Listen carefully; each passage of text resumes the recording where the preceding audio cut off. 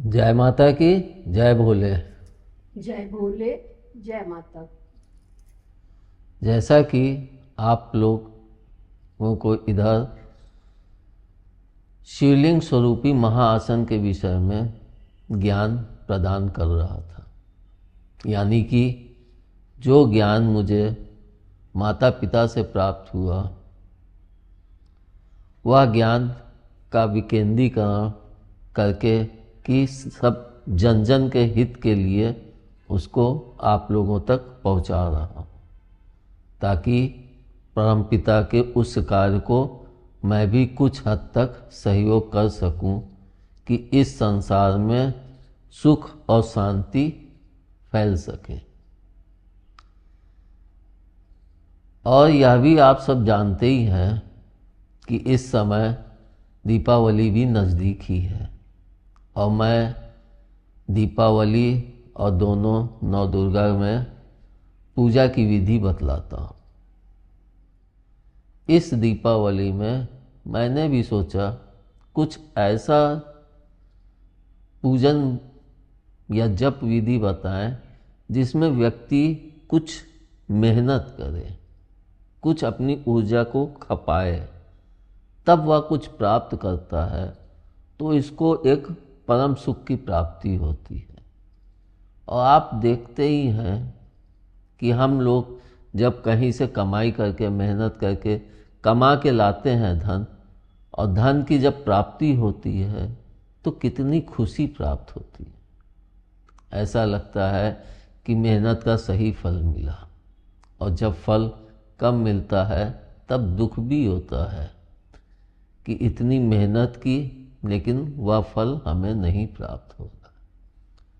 और उसी फल की प्राप्ति के लिए हम सभी लोग अपने इष्ट की तरफ निहारने लगते हैं, मगर हम अपने इष्ट को निहार के ही तो नहीं सब कुछ प्राप्त कर लेंगे।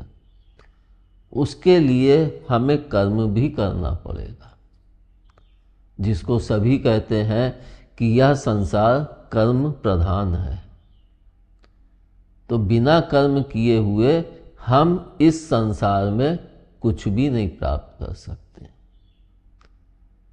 और यह भी मैं कहता ही हूँ कि हर व्यक्ति इस संसार में अपनी सेवा देता है, और उस सेवा के बदले ही वह उसका मूल्य प्राप्त करता है। यानी मेरा वह कथन कि एक हाथ दे एक हाथ ले, एक व्यक्ति सेवा देता है और एक व्यक्ति उसका मूल्य चुकाता है। यही आदान प्रदान इस संसार का नियम है। उसी तरह से जब हम शिवलिंग स्वरूपी जप में जब आगे बढ़ते हैं तो हमें भी प्रभु की वह सेवा प्राप्त करनी होती है। सबसे पहले तो हमें उस माध्यम की सेवा लेनी होती है जिसके माध्यम से हम उस मार्ग पे अग्रसर हैं।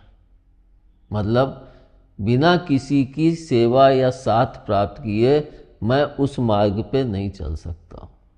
अब वह गुरु हो या पिता हो या माता हो या बहन हो या भाई हो, कहीं से भी हमें शिक्षा प्राप्त हो सकती है, लेकिन चुनाव हमारा होता है कि वह हमारे लिए उचित है या नहीं है।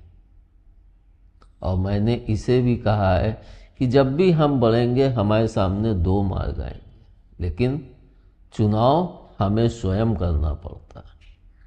इसलिए हम चुनाव भी करें तो बहुत शांतिपूर्वक और बहुत सोच समझ के करें। कोई भी चीज का निष्कर्ष अति शीघ्रता में मत निकालें।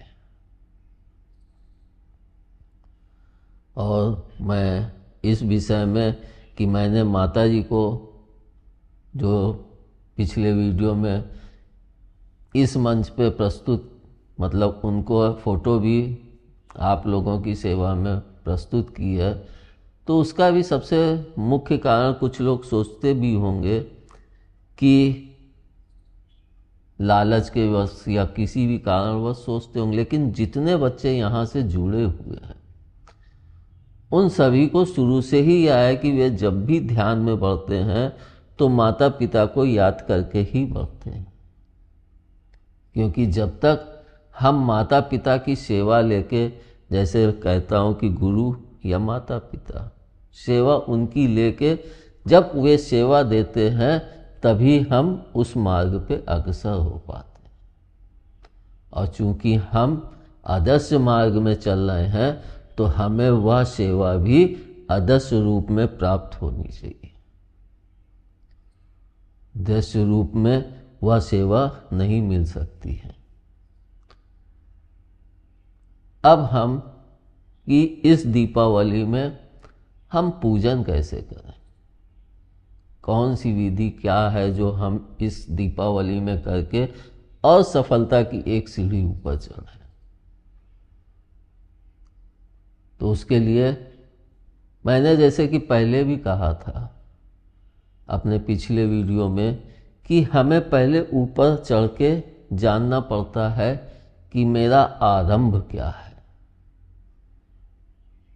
इसके पश्चात फिर वापस नीचे आना पड़ता है और नीचे आके इस दुनिया के चक्र को पूरा करना पड़ता है। उसी तरह से जो मैंने यह शिवलिंग स्वरूपी आसन की खोज की और इसकी गहराइयों को समझा, तो इसमें भी वही चीज़ लागू होती है कि पहले हम ऊपर चढ़ें और फिर बाद में नीचे उतरें। और ऊपर चढ़ने का मार्ग तो मैंने आपको पिछले वीडियो में बताया ही है कि हम बैठ के ओम शिव शक्ति नमः का जप करते हुए अपनी ऊर्जा को ऊपर की तरफ प्रेषित करें।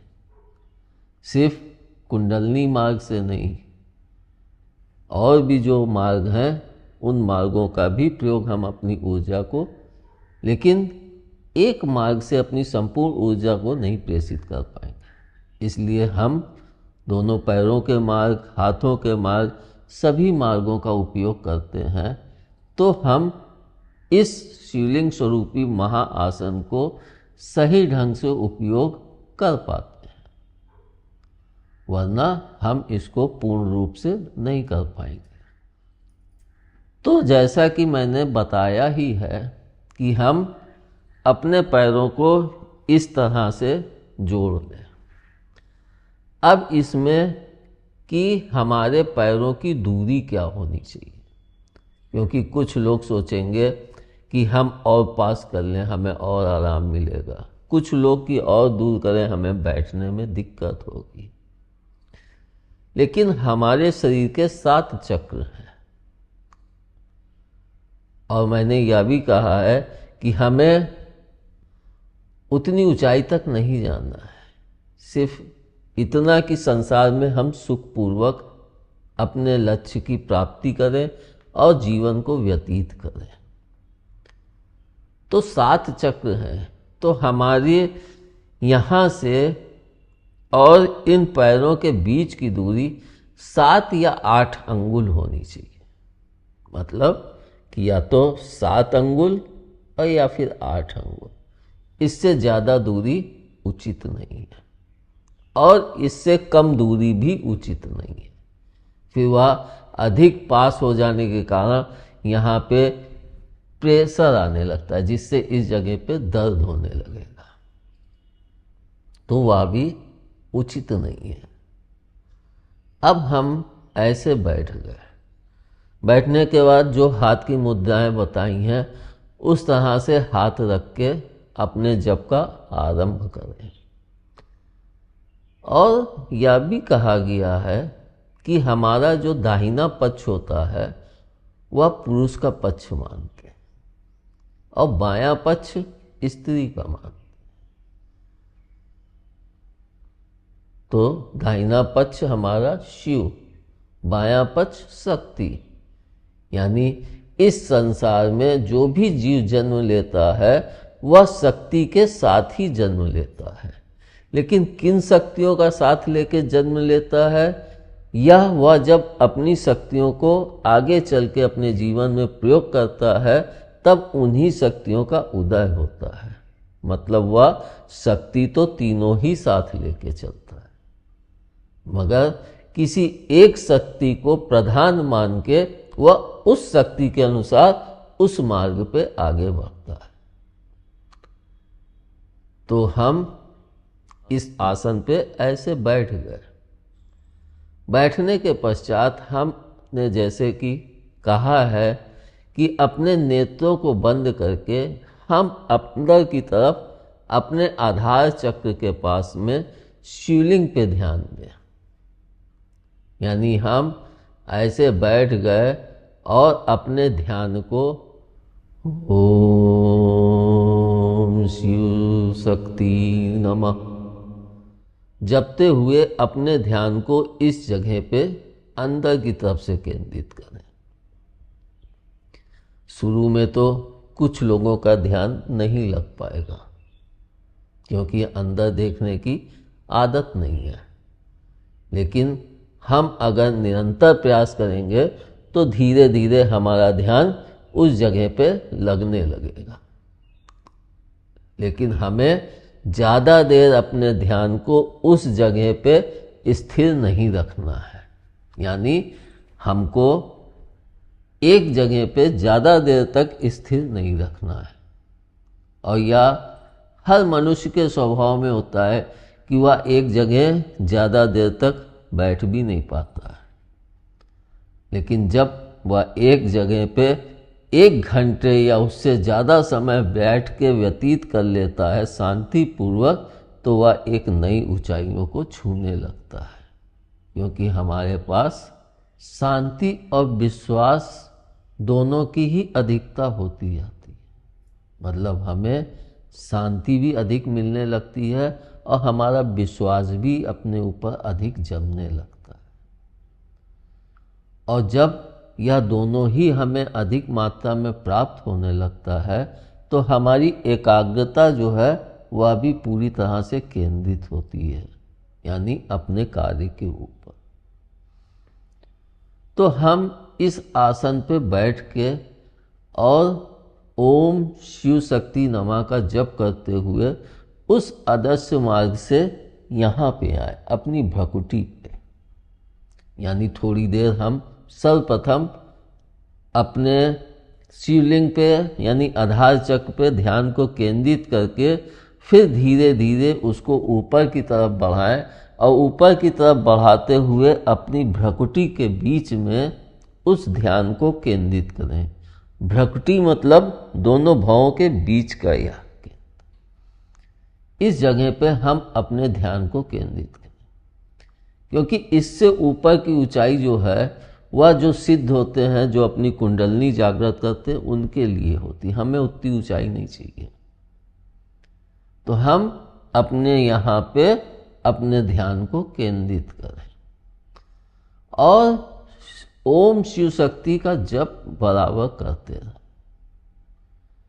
कम से कम आधे घंटे तो हम इसको पूरी तरह से पूरी तल्लीनता के साथ करें। इसके पश्चात हम एकदम शांत होके उसी आसन उसी मुद्रा में जैसे कि बैठे हुए हैं, तो ऐसे बैठ के एकदम शांत और स्ट्रेट और कोई भी जप नहीं। अगर आपको बहुत लगे तो अपने आप अंदर से सिर्फ ओम की ध्वनि का उच्चारण करें। यानी ओम शिव शक्ति से हट के सिर्फ ओम और ध्यान हमारा इस जगह पे। आधे घंटे हम ओम शिव शक्ति का जप करें, उसके पश्चात हम अपने ध्यान को भ्रकुटी के बीच में केंद्रित करके और शांत होके एकदम बैठ जाए। मैं तो कहता हूँ कि ओम का भी उच्चारण ना करे, लेकिन जिसका ध्यान इधर उधर भागने लगे तो वह बीच बीच में बैठा है तो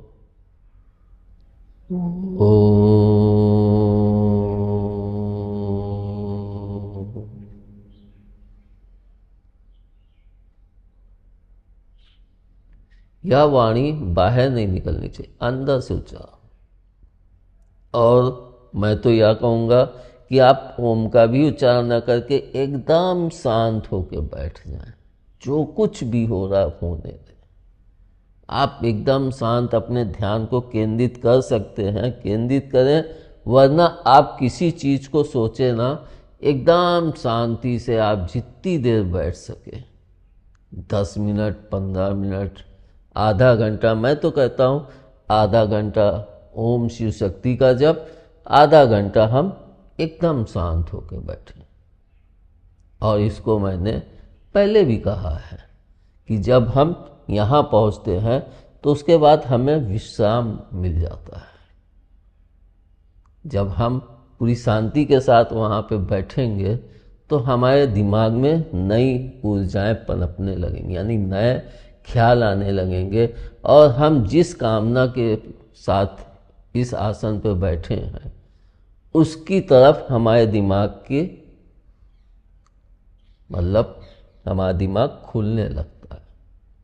हमारे दिमाग में चीज़ें तो सभी हैं, नीचता भी है, उच्चता भी है, प्रेम भी है, तो दुष्टता भी है, गाली भी है, तो वाणी में मिठास भी है, सब कुछ है।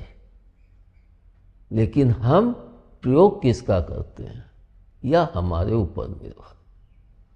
और मैं तो यही कहूँगा, अच्छी चीज़ों का प्रयोग करो ताकि अपना भी भला हो और दूसरों का भी भला हो।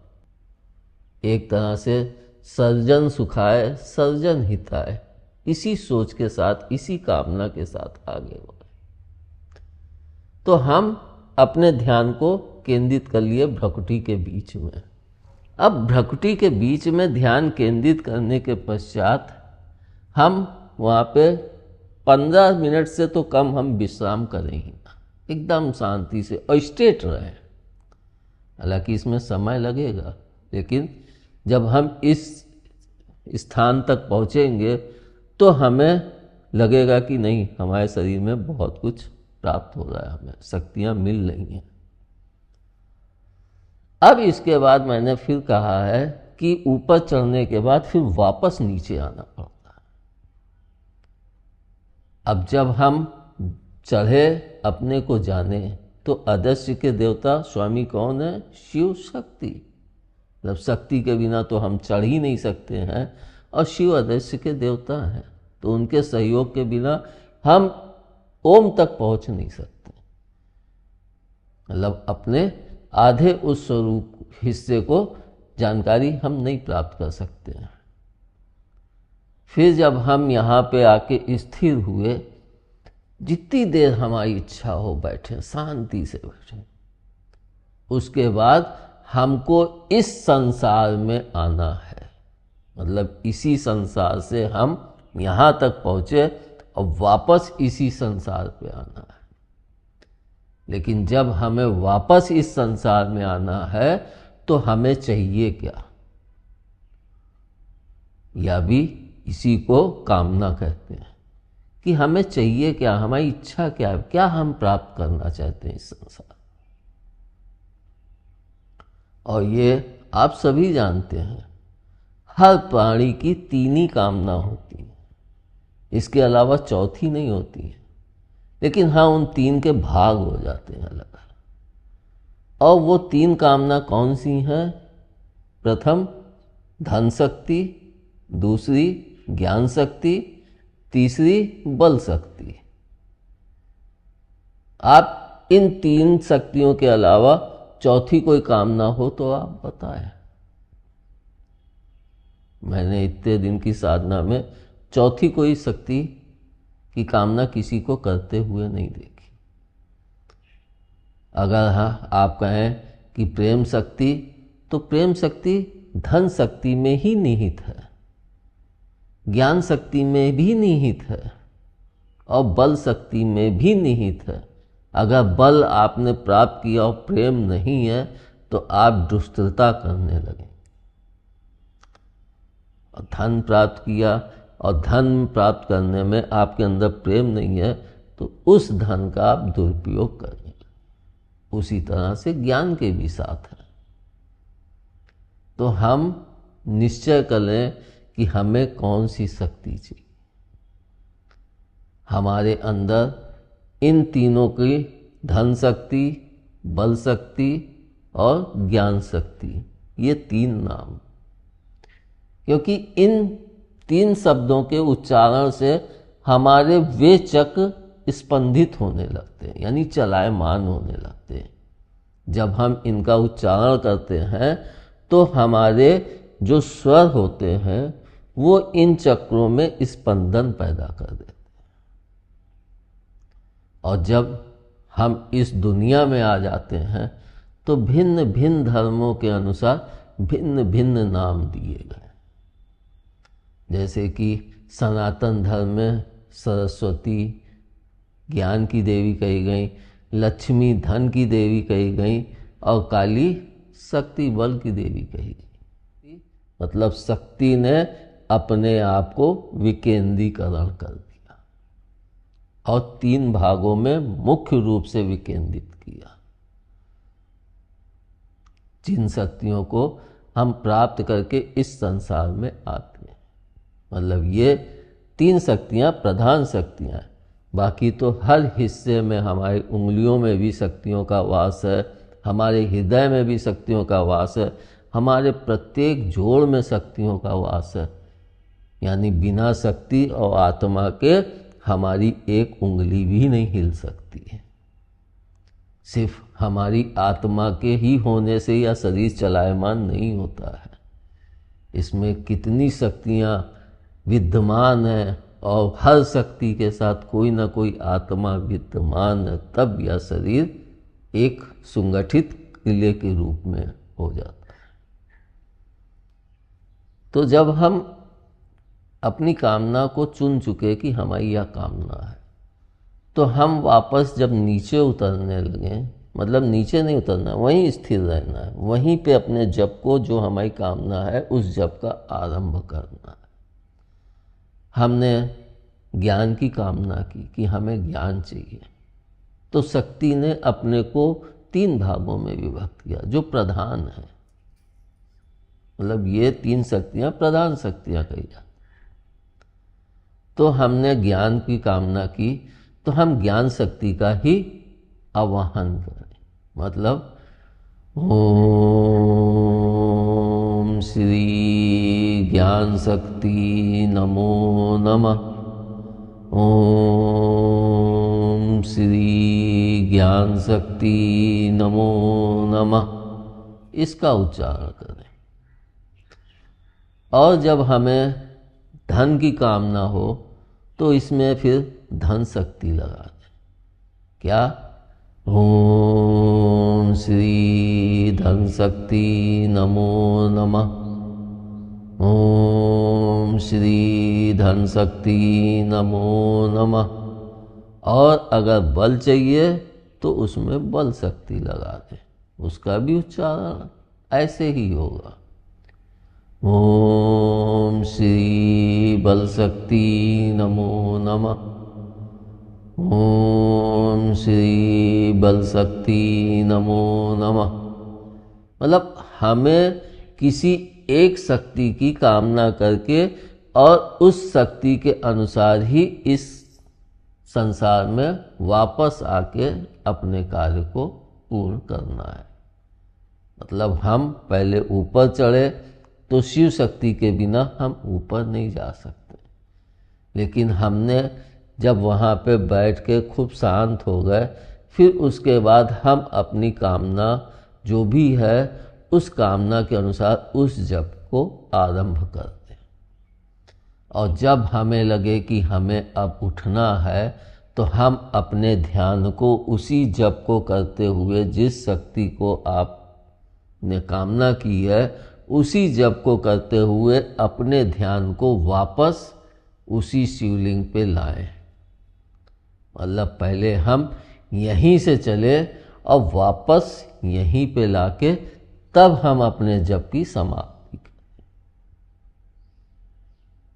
या तो आप जानते ही हैं कि हम जहाँ से उत्पत्ति होती है चीज का विनाश भी वहीं होता है। और मैंने बराबर कहा है शुरू से ही कि शिवलिंग से ही उत्पत्ति होती है और विनाश भी शिवलिंग में ही होता है। यानी शिवलिंग हमारा सबसे मेन वो है, और अंदर हम देखेंगे तभी हम बाहर उनको पूज के और वह भाव अपना जागृत करते हैं।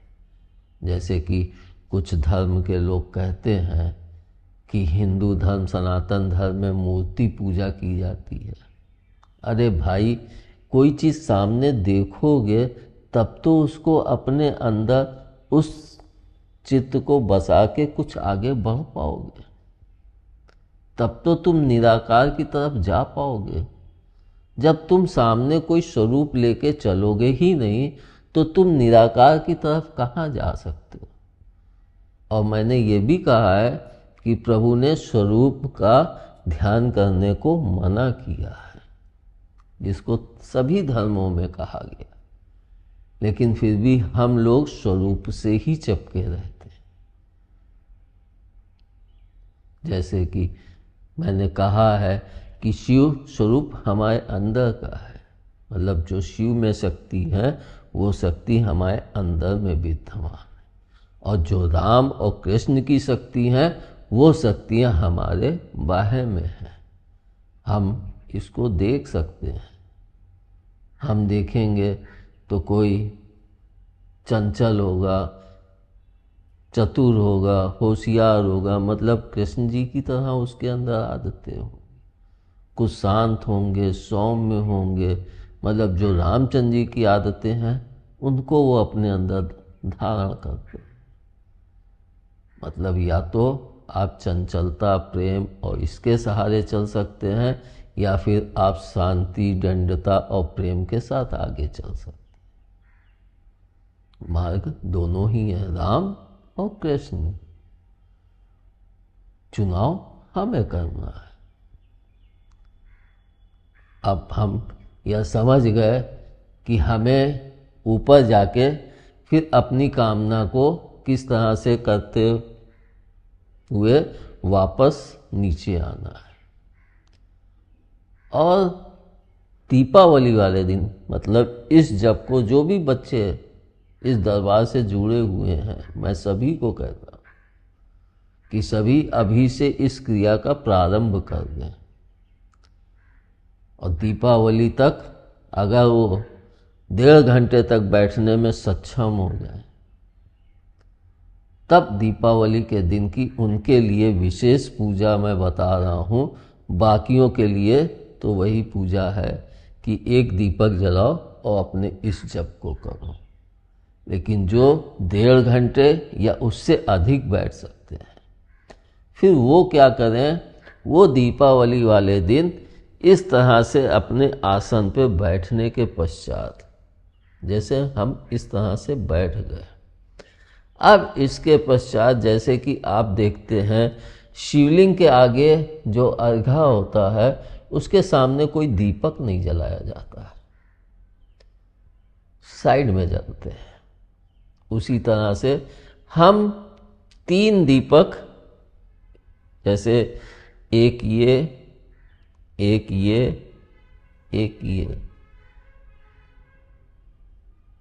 मतलब 3 दीपक सबसे आगे, फिर इस जगह पे, लेकिन ये नहीं कि हम एकदम पास में रहते, दूरी रखें। ये हो गया आगे का, इसके बाद ये हो गया पीछे का, आँच भी ना लगे, क्योंकि दीपक जलते जलते कभी कभी छिटकते भी हैं, तो उससे बचाव हो, थोड़ी दूरी पे रखें। और फिर 2 दीपक यहाँ, मतलब ये 3 दीपक हमारे यहाँ से यहाँ, ये 6 दीपक हो गए। इसके पश्चात हमारे ये पीछे के गोलाकार में 21 दीपक लगाए, मतलब एक तरह से हम दीपक का एक शिवलिंग स्वरूपी आकार दे दें, और फिर उस दीपक को प्रज्वलित करके उसके बीच में बैठ के हम इस प्रकार से कि आधा घंटा ओम शिव शक्ति नमः का जप करें, आधा घंटा एकदम शांति से बैठ जाए। और आधा घंटा हम अपनी कामना के अनुसार उस जप को करें। और या तो आप सब जानते ही हैं कि दीपावली शक्ति का ही पूजन होता है और रात्रि में होता है, दिन में नहीं होता। इसलिए यह आसन उस दिन रात में ही करिएगा। जो दिन में भी करते हैं तो दिन में जो करते हैं वो करें, लेकिन इस दीपक को जला के और बैठें रात में ही, तो आपको अत्यधिक लाभ की प्राप्ति हो।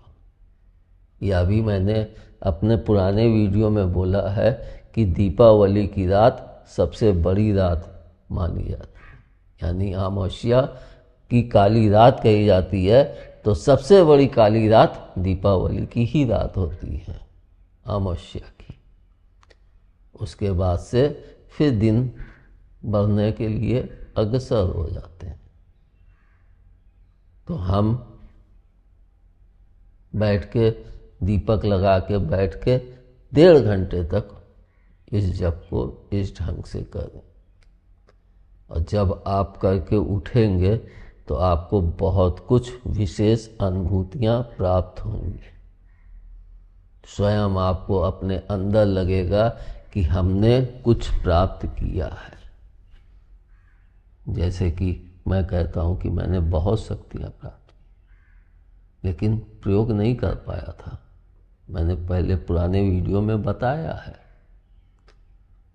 कि मेरे ससुर जी ने, ताऊ ससुर ने पूछा था, तो मैंने कहा कि शक्तियाँ तो इतनी प्राप्त की हैं, लेकिन पता नहीं हम प्रयोग क्या करें और कैसे करें और किसके ऊपर कर दें, क्योंकि हमें प्रयोग करने के लायक कोई चाहिए भी तो हम शक्ति का प्रयोग करें और उचित प्रयोग करें तो वह शक्तियाँ और सशक्त होती जाती हैं, और अगर हम उनका अनुचित प्रयोग करेंगे तो वह शक्तियाँ क्षीण होती जाती हैं, जिसका प्रभाव हमारे शरीर के ऊपर भी इंगित होने लगता है। यानी अगर हम सात्विक ऊर्जा के साथ आगे बढ़ रहे हैं तो हमारे चेहरे पे एक शांति, एक तेज होगा जो शांति के साथ। अगर हम चालाकी होशियारी से बढ़ रहे हैं तो हमारे चेहरे पे चतुराई भरी शांति तो नहीं होगी, एक चतुराई भरा तेज होगा। और अगर बल के साथ आगे बढ़ रहे हैं तो हमारे चेहरे पर तेज होगा, लेकिन एक जैसे बलपूर्वक घमंड, जैसे कि मैं कुछ हूँ। तीनों के इंप्रेशन चेहरे पे झलकते हैं। यानी कहें तो हमारे पूरे शरीर का दर्पण ही हमारा चेहरा है। अगर हम अपनी क्षमता को देखना चाहें तो लोग, आज तुम्हारा चेहरा बड़ा दमक रहा है, तो आप सोचो बैठ के कि आज हमने कुछ ऐसा क्या किया जो हमारा, क्रीम पाउडर लगा के दमक रहे हो तो बात नहीं है, क्योंकि आजकल तो खराब से खराब चेहरे वाले भी कौन सा मेकअप करके कितना चमक जाते हैं, वो चमक अलग है। लेकिन जो प्राकृतिक चमक है, जो स्वतः अंदर से उठ के चेहरे पर दैदीप्यमान होती, वह अलग चमक होती। मतलब एक तरह से हमारा चेहरा ही सबको बता देता है कि हम कैसे हैं। और बड़े बड़े ऋषि मुनि चेहरा देख लेते हैं, या जो भी ऊंचे उस पे हैं, ओहदे पे, सरकारी ओहदा हो या किसी ऊंचे पे हैं, तो उनको लोगों के चेहरे, व्यापारी हो या कंपनी कोई भी हो, तो वे धीरे धीरे लोगों के चेहरे देख के ही समझ जाते हैं। और इसको हम लोग कहते हैं कि पुलिस वाले चेहरा देख के ही समझ लेते हैं कि ये बदमाश है कि सही है। यानी हमारा चेहरा सब कुछ बता दे। और जब हम इस जप को अच्छे से मजबूती से करके उठाते हैं तो फिर यह हमारे लिए एकाग्रता की अधिकता उत्पन्न कर देता है और हमें अपने लक्ष्य में सफल कराता है। और जिस कामना को लेते हैं, हमारे उसी ज्ञान का मतलब बढ़ोतरी होने लगती है। कि हमें अगर धन शक्ति चाहिए तो हमारे ज्ञान में वह शक्तियाँ वृद्धि होंगी कि हम किस प्रकार से धन को प्राप्त करें, कमा के उचित ढंग से, वह सब हमारे दिमाग में तीव्र गति से चलने लगेगा।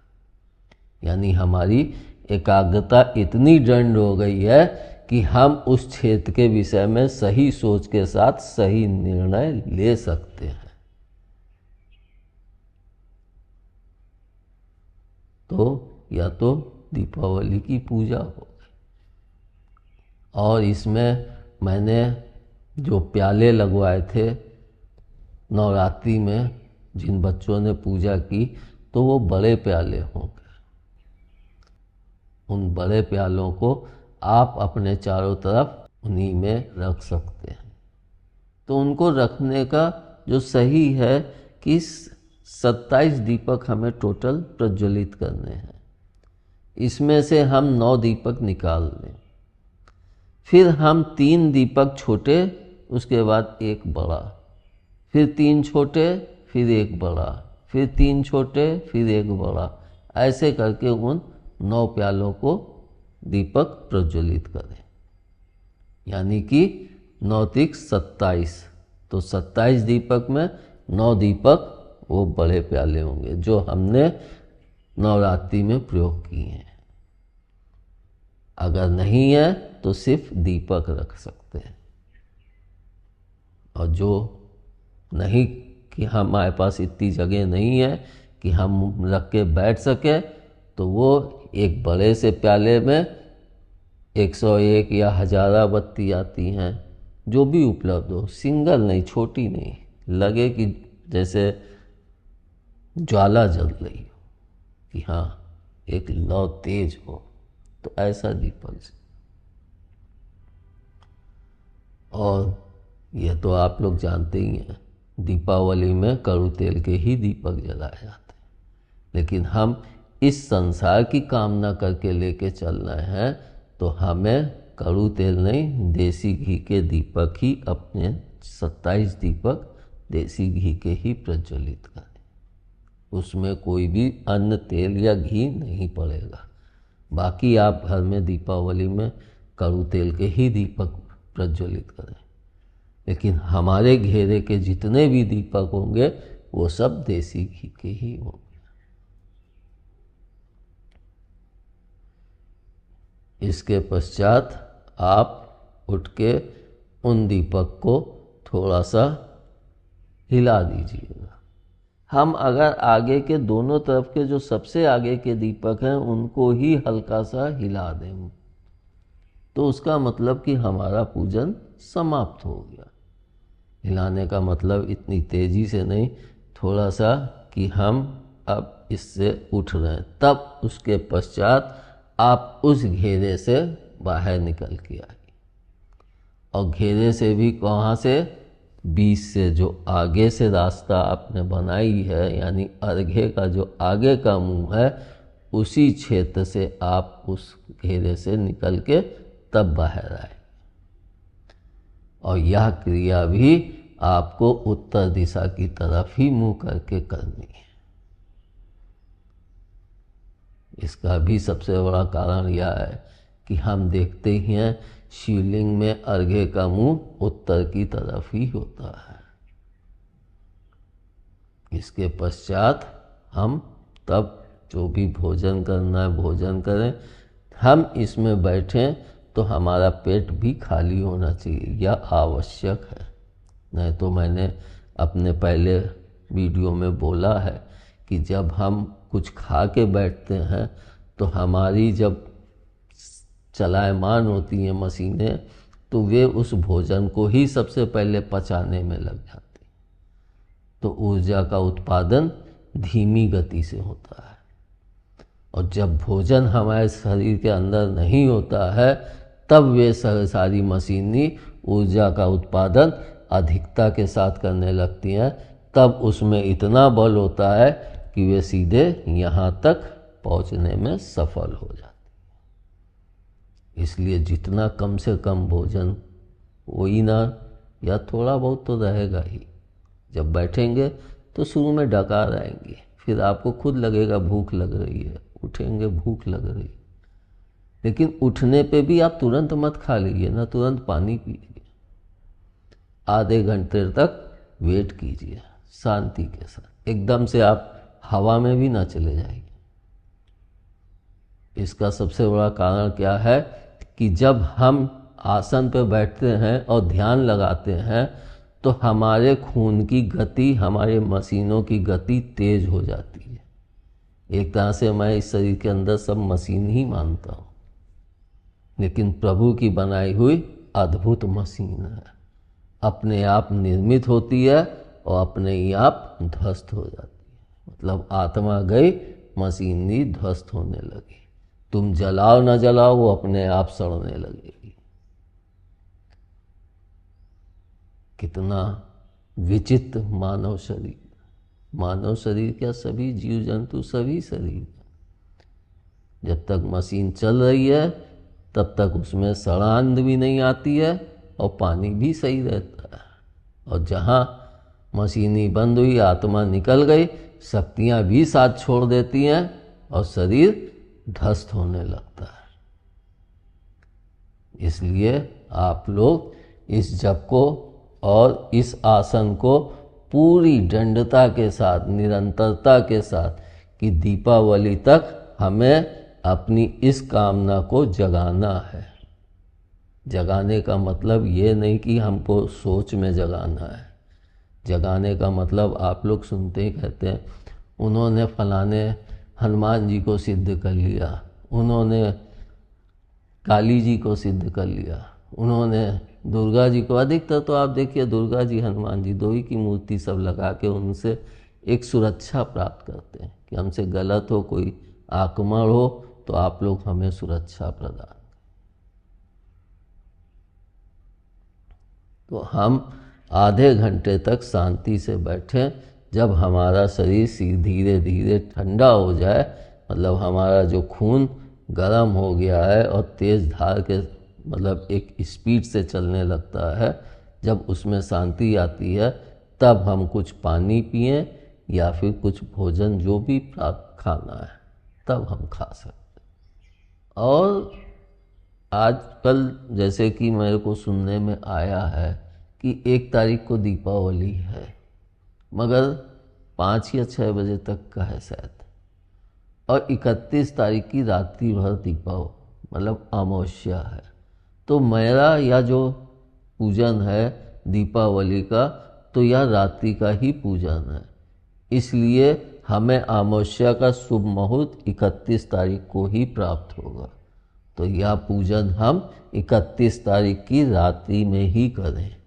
और रात्रि का मतलब है कि शाम को 8 बजे के पश्चात या 9 बजे के पश्चात हम पूरी रात 3 बजे के अंदर किसी भी समय कर सकते हैं। यह चुनाव हमारे ऊपर है और समय का भी चुनाव हमारे ही ऊपर है। और इस पूजन में सिर्फ एक ही व्यक्ति उस दीपक के घेरे में बैठ के कर सकता है। बाकी व्यक्ति उस घेरे के अंदर बैठ के जप नहीं कर सकते। यदि उन्हें बैठ के करना ही है इस साधना को, तो वे अलग से अपने दीपकों को प्रज्वलित कर लें। अगर बड़े प्याले नहीं हैं नवरात्रि वाले, तो वे छोटी दियाली का ही प्रयोग करके और उस घेरे के अंदर बैठ के और अपने जप को पूर्ण करें। मतलब एक घेरे में एक ही व्यक्ति बैठेगा, दूसरा नहीं बैठ सकता है। और यह भी वे ही व्यक्ति बैठेंगे जो कम से कम 1.5 घंटे तक बैठ सकें एक स्थान पे। क्योंकि बैठे भी और कुछ प्राप्त ना हो तो फिर वही कहेंगे कि हमें तो कुछ अनुभव ही नहीं हुआ।